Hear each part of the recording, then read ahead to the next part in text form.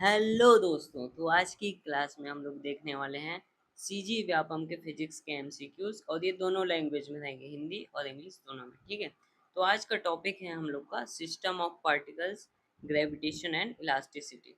ये हम लोग का लैब अटेंडेंट का सिलेबस है ना, ये बेसिक सिलेबस जो व्यापम का रहता है उसको हम लोग कवर कर रहे हैं। ठीक है, तो सबसे पहला क्वेश्चन है हम लोग का, the centre of mass of uniform circular ring is located. एक समान वृत्ताकार छल्ले का द्रव्यमान केंद्र कहाँ स्थित होता है? ठीक है, तो कहाँ स्थित होता है दोस्तों? ऑन द सर्कमफ्रेंस पर परिधि पर, एट द सेंटर पर, बिटवीन सेंटर एंड सर्कमफ्रेंस पर, या आउटसाइड द रिंग पर। तो एट द सेंटर पर, इसका आंसर तो आपको दिख गया था। ठीक है, नेक्स्ट क्वेश्चन हम लोग देखेंगे, the SI unit of torque. Torque का एसआई यूनिट क्या होता है? न्यूटन होता है कि जूल होता है कि न्यूटन मीटर होता है कि वॉट होता है? तो करेक्ट ऑप्शन हो जाएगा हम लोग का सी, न्यूटन मीटर होता है। नेक्स्ट क्वेश्चन हम लोग देखेंगे, torque is maximum when the angle between force and lever arm. ठीक है, बल और बल भुजा के बीच कितना कोण होने पर बल आघूर्ण अधिकतम होता है? तो कितना एंगल होने पर? 90 डिग्री होने पर सबसे ज़्यादा हाईएस्ट होता है, क्योंकि साइन 90 करने पे क्या हो जाएगा हम लोग का? 1 हो जाएगा, तो टॉर्क का मैक्सिमम आएगा। The angular momentum remains reserved if. यदि बाह्य बल आघूर्ण शून्य हो तो कौन सी राशि संरक्षित रहती है? तो कौन सी राशि संरक्षित रहती है? अगर बाहर का एक्सटर्नल फोर्स हम लोग का, इंग्लिश का थोड़ा गड़बड़ हो गया है, एक्सटर्नल फोर्स अगर शून्य होगा तो कौन सा संरक्षित रहेगा हम लोग का? Angular momentum. ठीक है, और इसमें इंग्लिश वाले में पूछा गया है कि angular momentum remains conserve if external force is external force is zero. जब एक्सटर्नल फोर्स जीरो होगा तब एंगुलर मोमेंटम कंजर्व रहेगा। ठीक है, नेक्स्ट क्वेश्चन हम लोग देखेंगे, movement of inertia depends upon. जड़त्व आघूर्ण किस पर निर्भर करता है? Only mass, shape and mass distribution, temperature या कलर? तो करेक्ट ऑप्शन होगा हम लोग का शेप एंड मास, आकार और द्रव्यमान के वितरण पर। ठीक है, नेक्स्ट सवाल हम लोग देखेंगे, according to Kepler's law, second law कौन सा है? A planet moves with uniform speed, a planet sweeps equal area in equal interval of time. ग्रह समान समय में समान क्षेत्रफल तय करता है। Yes, that is the correct option. Planet move in circular orbit, ग्रह वृत्ताकार कक्षा में चलते हैं। ये नहीं है सेकंड लॉ, ये भी नहीं है। एंगुलर वेलोसिटी रिमेन्स कांस्टेंट, तो करेक्ट ऑप्शन है हम लोग का जो ग्रह समान समय में समान क्षेत्रफल पर चलती है। ठीक है, ये है केपलर्स का सेकंड लॉ। टाइम जो है वो एरिया से डायरेक्टली प्रोपोर्शनल रहता है।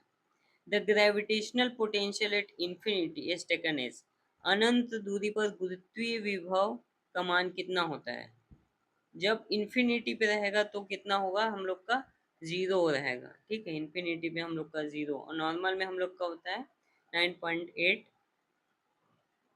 मीटर पर सेकंड स्क्वायर। ठीक है, अगर ग्रेविटेशनल पोटेंशियल पूछा है तो 9.8 जूल पर किलोग्राम। ये हम लोग का ग्रेविटेशनल वो रहता है, acceleration. Hooke's law is valid up to. Hooke's law कब तक, हुक का नियम किस सीमा तक लागू होता है? ब्रेकिंग पॉइंट तक, इलास्टिक लिमिट तक, मेल्टिंग पॉइंट तक, बॉइलिंग पॉइंट तक? ये तो होगा नहीं, ब्रेकिंग पॉइंट, इलास्टिक लिमिट तक हुक्स लॉ वैलिड रहता है, स्ट्रेस बाय स्ट्रेन। ठीक है, इलास्टिक लिमिट तक। Young modulus is ratio of. Young modulus, young मापन किसका अनुपात है? यंग मॉडुलस होता है स्ट्रेस अपॉन स्ट्रेन, वही जो मैं बोल रहा था। ठीक है, इसके पहले Poisson ratio is ratio of. Poisson ratio क्या होता है हम लोग का? लेटरल स्ट्रेन, ये पूछा गया है पीवाईक्यू है, lateral strain upon longitudinal strain. अनुप्रस्थ विकृति डिवाइडेड बाय अनुदैर्ध्य विकृति। The SI unit of gravitational potential is. गुरुत्व विभव का एसआई मात्रक क्या होता है? ग्रेविटेशनल पोटेंशियल का एसआई मात्रक क्या होता है हम लोग का? जूल पर किलोग्राम। कितना? वर्क, वर्क अपॉन हम लोग का ये मास। escape velocity from the earth surface is approximately, escape velocity कितना रहता है? ऐसा वेलोसिटी जिससे हम कोई भी बॉडी ऑब्जेक्ट को उस स्पीड से वेलोसिटी से बाहर भेजे कि वो बाहर ही हो जाएगा अर्थ सरफेस से। तो ये कितना होता है हम लोग का 11.2 किलोमीटर पर सेकेंड। इंपॉर्टेंट क्वेश्चन है दोस्तों। Which of the following is scalar quantity, इनमें से कौन सा स्केलर क्वांटिटी? स्केलर क्वांटिटी मतलब जिसमें सिर्फ मैग्नीट्यूड हो, डायरेक्शन डायरेक्शन जिसमें ना हो, उसको हम लोग बोलेंगे स्केलर क्वांटिटी। टॉर्क, टॉर्क में तो हम लोग का डायरेक्शन होता है, एंगुलर मोमेंटम में भी डायरेक्शन होता है, वेलोसिटी चेंजेस होते रहती है। ग्रेविटेशनल पोटेंशियल, इसमें डायरेक्शन नहीं होता, फोर्स में भी डायरेक्शन होता है, ठीक है। The dimensional formula of Young modulus is same as, Young modulus का डायमेंशनल फार्मूला किससे सेम रहता है? यंग मॉडुलस हम लोग का होता है फोर्स अपॉन एरिया, ठीक है, इस वे में लिखाया जाता है। तो ये ऐसी किस फार्मूला को और हम लिखते हैं जिसमें फोर्स का होता है mL t-2 और एरिया का इंटू एल स्क्वायर, तो ये L-2 हो जाएगा, तो बन के क्या बन जाएगा mL-1 t-2। तो ये किसका होता है दोस्तों? प्रेशर का होता है, फोर्स अपॉन एरिया प्रेशर का भी होता है, यही डायमेंशनल फॉर्मूला उसका भी होता है। The value of Poisson ratio for ideal incompressible material, आदर्श संपीड़नीय पदार्थ के लिए पॉइजन अनुपात कितना होता है? आइडियल के लिए होता है हम लोग का दोस्तों 0.5। The bulk modulus of perfectly incompressible substance, ठीक है, बल्क मॉडुलस परफेक्टली इनकम्प्रेसिबल, पूर्णतः असंपीड्य पदार्थ का आयतन प्रतिस्थापन गुणांक बल्क मॉडुलस कितना होता है हम लोग का? इन्फिनाइट होता है। अगर परफेक्टली इनकम्प्रेसिबल है, जिसको हम लोग कंप्लीटली कंप्रेस नहीं कर सकते, ठीक है, ऐसा सब्सटेंस, उसका बल्क मॉडुलस इन्फिनाइट होता है। Which law states that every planets move in elliptical orbit with sun at one focus? कौन सा लॉ बताता है कि जो हर प्लैनेट है वो सन के इलेप्टिकल ऑर्बिट में रहता है, एक ही एक फोकस में? तो ये हम लोग का केपलर्स का बताता है। कौन सा लॉ बताता है? केपलर्स का फर्स्ट लॉ बताता है दोस्तों। The gravitational force between two bodies is directly proportional to, ठीक है, जो ग्रेविटेशनल फोर्स है वो किससे डायरेक्टली प्रोपोर्शनल रहता है? Sum of masses, product of masses, square of distance और डिस्टेंस। तो ये हम लोग का रहता है product of masses. Gravitational force लिखते हैं ना G(m)(1), m2, ये तो product of masses upon R square, तो किसके डायरेक्टली प्रोपोर्शनल है?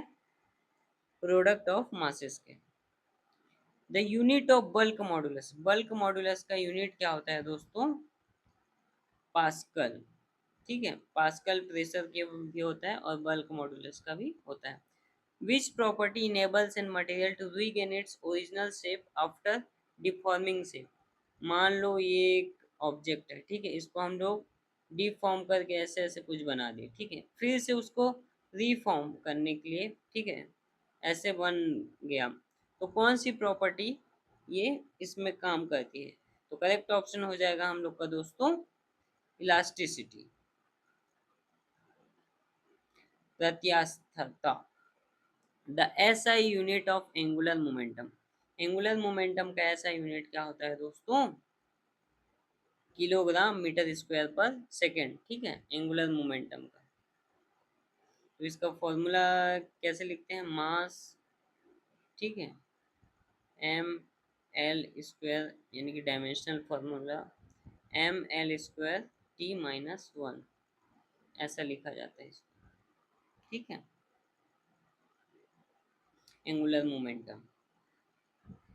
The centre of mass of uniform solid sphere, ठीक है, एक समान ठोस गोले का द्रव्यमान केंद्र कहाँ होता है? सेंटर ऑफ मास कहाँ होता है? तो ये हम लोग का सेंटर में ही होगा, centre of mass. Torque, torque क्या है? टॉर्क स्केलर क्वांटिटी है, वेक्टर है, टेंसर है कि नन है? तो ये हम लोग का वेक्टर क्वांटिटी है, इसमें मैग्नीट्यूड और डायरेक्शन दोनों होता है, and direction. The gravitational potential energy of two attracting bodies is always, gravitational potential energy दो अट्रैक्टिंग बॉडी पे कितना होता है? पॉजिटिव होता है, जीरो होता है, नेगेटिव होता है, इन्फिनिट। तो ये हम लोग का नेगेटिव होता है। Hooke's law relates, Hooke's law किसको बताता है हम लोग का, स्ट्रेस एंड स्ट्रेन को बताते हैं दोस्तों, Hooke's law. The reciprocal of Young modulus का रेसिप्रोकल को हम लोग क्या कहते हैं, इलास्टिक कंप्लायंस यानी प्रत्यास्थ्य अनुपालन, यंग मॉडुलस का वो होता है, स्ट्रेस बाय स्ट्रेन का reciprocal. Which modulus is applicable to liquid, liquid के लिए कौन सा मॉडल हम लोग देखते हैं, बल्क मॉडुलस देखते हैं दोस्तों। यंग मॉडुलस हम लोग देखते हैं जिसमें हम लोग सॉलिड का, ठीक है। If the distance between two masses becomes double, ठीक है, अगर कोई भी दो मासेस का डिस्टेंस हम लोग बढ़ा देंगे तो ग्रेविटेशनल फोर्स कितना हो जाएगा, तो gravitational force is equal to होता है G m1 m2 upon r square. तो ये हम लोग, ये r इसको हम लोग क्या कर दे रहे हैं, डबल कर दे रहे हैं। इसको अगर हम लोग डबल कर देंगे तो ये इनडायरेक्टली प्रोपोर्शनल है, तो ये कितना हो जाएगा हम लोग का, 1/4 हो जाएगा। इसको डबल करिए तो 1/4 हो जाएगा, स्क्वायर में है इसलिए। Value of gravitational acceleration at earth centre, ठीक है, ग्रेविटेशनल एक्सेलरेशन का अर्थ के सेंटर पे कितना होता है, तो सेंटर में हम लोग का 0 होता है दोस्तों। Which law gives the relationship between the time period and orbital radius of planet, ठीक है, टाइम पीरियड और ऑर्बिटल रेडियस ऑफ प्लैनेट कौन बताता है, केप्लर्स थर्ड लॉ। ये हमारे सिलेबस में अलग से दिया गया है कि केप्लर्स के जो स्टेटमेंट बेस्ड हैं ऐसे क्वेश्चन आएंगे करके। Stress is defined as, stress को हम लोग कैसे डिफाइन करते हैं, तो इसको हम लोग कहते हैं फोर्स अपॉन एरिया, ऐसे हम लोग स्ट्रेस को डिफाइन करते हैं। स्ट्रेन क्या है हम लोग का, डायमेंशनल लेस क्वांटिटी होता है, क्योंकि इसका हम लोग फॉर्मूला लिखते हैं डेल अपॉन एल। तो लेंथ और लेंथ का एल अपॉन एल मान लो इसका डायमेंशन बनाएंगे तो ये दोनों कैंसिल आउट हो जाएगा, इसलिए डायमेंशन लेस क्वांटिटी है। The dimensional formula of gravitational constant जी, इसका डायमेंशनल फॉर्मूला क्या होता है ग्रेविटेशनल कांस्टेंट का, तो ये ऐसे इसका फॉर्मूला रहता है दोस्तों, G m1 m2 upon r square m2। तो इसका ग्रेविटेशनल कांस्टेंट का पूछा जा रहा है हमको, तो इसको हम लोग कैसे बनाएंगे, फोर्स का क्या होता है m l t - 2, ठीक है। अब इसको इधर ले आएंगे, m का स्क्वायर और ये लेंथ को ऊपर ले जाएंगे जब भी इस साइड जाएगा तो, ठीक है, इधर m का स्क्वायर रहेगा तो इधर जाके m-1 हो जाएगा, ठीक है। और ये रेडियस, तो डिस्टेंस का क्या हो जाएगा एल स्क्वायर, ठीक है। तो इसको हम लोग कैसे लिखेंगे, ये m अपॉन में है तो ये ऊपर जाएगा तो क्या हो जाएगा m-1, और ये लेंथ है हम लोग का, ये l है और ये कितना है l2, दोनों ऐड होके l3 बन जाएगा, और t का वैसे ही रहेगा t-2। तो ये ऐसा कौन सा दिख रहा है हम लोग का m-1 l³ t-2, ये हम लोग का डायमेंशनल फॉर्मूला हो जाएगा। The unit of gravitational field intensity, ठीक है, ग्रेविटेशनल फील्ड इंटेंसिटी का यूनिट होता है n upon Newton upon kilogram, ठीक है। तो फोर्स अपॉन मास, ये ग्रेविटेशनल फील्ड इंटेंसिटी का यूनिट होता है। If force is applied through the centre of mass, ठीक है, अगर फोर्स सेंटर ऑफ मास में अप्लाई किया जाएगा तो body will rotate only, translate only, rotate and translate and remain at rest, तो ये सिर्फ ट्रांसलेट करेंगे, ठीक है, translate only. The gravitational force is always attract, repulsive, प्रतिकर्षी, अट्रैक्टिव, आकर्षी, वेरिएबल या फिर जीरो, तो ये हमेशा अट्रैक्टिव फोर्स रहता है, ग्रेविटेशनल फोर्स हमेशा आकर्षी रहता है। Which property oppose deformation, deformation को कौन सा विरोध करता है, इलास्टिसिटी, रिजिडिटी, प्लास्टिसिटी या विस्कोसिटी, तो ये कहते हैं रिजिडिटी, जो दृढ़ रहेगा वो डिफॉर्म होने से यानी विकृति का विरोध करेगा, दृढ़ता, rigidity. The SI unit of Young modulus, young modulus का एसआई यूनिट क्या होता है दोस्तों, हम लोग का पास्कल होता है। The movement of inertia of body depends on, ठीक है, जो मूवमेंट ऑफ इनर्शिया है बॉडी का, वो किस पे डिपेंड करता है, मास पे ही, एक्सिस ऑफ रोटेशन पे, शेप के, या फिर both mass distribution and axis. तो ये करेक्ट ऑप्शन मास डिस्ट्रीब्यूशन और एक्सिस दोनों पर डिपेंड करता है movement of inertia. Next question देखेंगे, the value of acceleration due to gravity decreases with, गुरुत्वीय त्वरण का मान किसके बढ़ने पर घटता है, किसके बढ़ने पर घटता है दोस्तों, हाइट, हाइट के बढ़ने पर एक्सेलरेशन ड्यू टू ग्रेविटी घटते जाता है, ठीक है। मास पे तो बढ़ेगा, डेंसिटी पे भी, टाइम पे भी, ये मान लो हम लोग का फील्ड है, ठीक है। और जैसे जैसे ऊपर जाते जाएगा और इन्फिनाइट पे चले जाएगा तो वो जीरो हो जाएगा हम लोग का। ऐसा unit of gravitational constant, gravitational constant का ऐसा यूनिट क्या होता है, तो ये होता है हम लोग का newton metre square upon kilogram metre square. ये force, gravitational force is equal to G, ये निकालना है हम लोग को, m1 m2 upon R square, ठीक है। तो फोर्स का होता है हम लोग का mlt-2, ठीक है। तो इसको फोर्स को हम लोग न्यूटन लिख देंगे, ठीक है। और ये ऊपर चले जाएगा तो ये क्या हो जाएगा मीटर स्क्वायर, और ये मास है, मास नीचे आ जाएगा तो क्या हो जाएगा kilogram square. The bulk modulus measures resistance against, किसके अगेंस्ट देखते हैं, बल्क मॉड्यूलस तो चेंज इन वॉल्यूम को देखता है। The centre of mass of uniform rod lies at, ठीक है, यूनिफॉर्म रॉड है उसका सेंटर ऑफ मास कहाँ पे रहता है, एक समान छड़ का द्रव्यमान के अंदर होता है, सेंटर ऑफ मास कहाँ होता है, तो मिड पॉइंट पर होता है, ये मिड पॉइंट पर।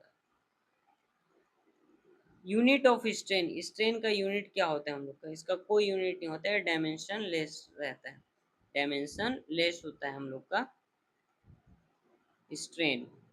विच quantity is conserved in planetary motion under central force, केंद्रीय बल के प्रभाव में ग्रहों की गति में कौन सी राशि संरक्षित रहती है, कौन सा कंजर्व रहती है, linear momentum, angular momentum, force या पावर। तो हम लोग का एंगुलर मोमेंटम कंजर्व रहती है जब प्लैनेटरी मोशन सेंट्रल फोर्स से के अंडर हो तो। Elasticity is the property by which material regain, ठीक है। प्रत्यावस्था वह गुण है जिससे पदार्थ अपना कलर, शेप एंड साइज, मास या डेंसिटी पुनः प्राप्त कर लेते हैं, तो ये आकार और माप पुनः प्राप्त कर लेते हैं, shape and size. Which quantity is negative near the earth surface, कौन सा क्वांटिटी नेगेटिव रहता है अर्थ सरफेस पे, ग्रेविटेशनल पोटेंशियल, ग्रेविटेशनल फोर्स, मास या डेंसिटी। तो हम लोग का ग्रेविटेशनल पोटेंशियल नेगेटिव रहता है। ऐसा यूनिट ऑफ स्ट्रेस, स्ट्रेस का ऐसा यूनिट क्या होता है दोस्तों, हम लोग का पास्कल होता है, क्योंकि फोर्स अपॉन एरिया, ठीक है। Which law is based on conservation of angular momentum, angular momentum का कंजर्वेशन मतलब कौन से लॉ पे बेस्ड है, Kepler's first law, Kepler's second law, या केप्लर्स थर्ड लॉ, या हुक्स लॉ। तो ये हम लोग का केप्लर्स सेकंड लॉ पे बेस्ड है। The Poisson ratio has, Poisson अनुपात होता है, unit, no unit, unit of pascal, या फिर यूनिट ऑफ न्यूटन। तो ये पॉइजन रेशियो हम लोग का नो यूनिट होता है। पॉइजन रेशियो किसको बोलते हैं हम लोग का, lateral strain upon longitudinal strain, longitudinal strain, और ट्यूडनल का कोई यूनिट, स्ट्रेन का कोई यूनिट नहीं होता है, वो कैसा होता है यूनिट लेस होता है, इसलिए पॉइजन का भी यूनिट लेस रहेगा, ठीक है। तो थैंक यू सो मच दोस्तों, इसी के साथ हम लोग का क्लास कंप्लीट होता है ये, थैंक यू। आप हमारे चैनल को सब्सक्राइब कर दीजिए, मैं जो सीजी व्यापम का जो ये सिलेबस है उसको पूरा कंप्लीट कराऊंगा, हर एक टॉपिक का 50 एमसीक्यू लेके आऊँगा। थैंक यू सो मच दोस्तों। और हमने जूलॉजी का प्लेलिस्ट बना लिया है, वो कंप्लीट हो चुका है, इसके बाद केमिस्ट्री की क्लासेस भी आना स्टार्ट हो जाएगी। तो प्लीज़ हमारे चैनल को सब्सक्राइब कर दो, अगर वीडियो अच्छा लगा हो तो लाइक कर दीजिए। Thank you, bye bye.